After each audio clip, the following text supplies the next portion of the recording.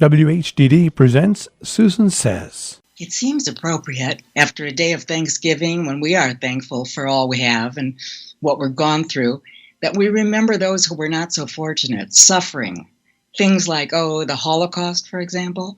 This week I saw two extraordinary films, different in approach, but almost equal in impact. The first is a docudrama called Who Will Write Our History?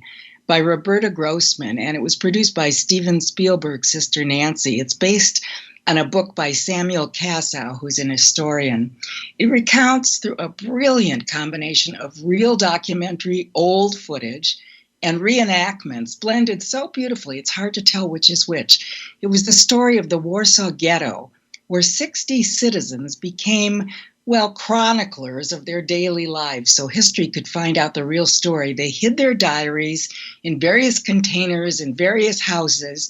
One woman, Raquel Orbach, one of only 3 remained alive after the war, guided the findings and tellings of these stories. After she escaped the death camp, she went to Israel and made sure that history would remember those who didn't survive. Emanuel Ringelblum was a historian who had this idea. He gathered just regular people to write of their days, their hunger, their fears. It was really the most moving and upsetting film I've ever seen about the Holocaust. I'm not sure why, but the scenes of dead bodies and pathetically thin, starving inmates has been shown before, but this with the music, the voiceovers, the humanity, it singled out children a lot. Maybe that's why. It was so real and so affecting.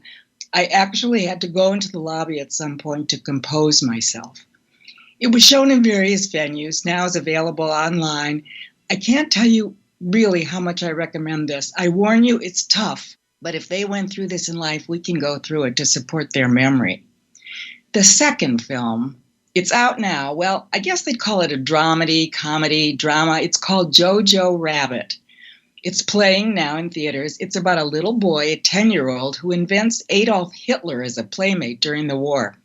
His mother is hiding a Jewish girl in their attic. He starts out as a Hitler youth, who then slowly realizes the horror of what he's supporting. This kid is so brilliant, nuanced, amazing for a child. And the guy playing Hitler is the director. He's a genius. The visuals, the music, the fact that you're actually laughing out loud at the horror is a real feat. This kid carried a whole film on his back. I can't believe it. Scarlett Johansson was the mother, Sam Rockwell as a Nazi, both great. The director, Hitler, I think his name is Taika Waititi. I'm sorry if I'm mispronouncing it. Brilliant in both roles. Mel Brooks said, the success is for us to be able to mock Hitler. So I know it's not an easy topic, but believe me, these two films are worth seeing. And remember, never again is now. Susan Silver was one of the original writers of such TV classics as The Mary Tyler Moore Show, Maude and Bob Newhart. She lectures and teaches sitcom writing and had a column on the New York Social Diary called The Search for Mr. Adequate. She hasn't found him yet. Appearing on TV and radio often, she expresses her views on life and opinions on everything.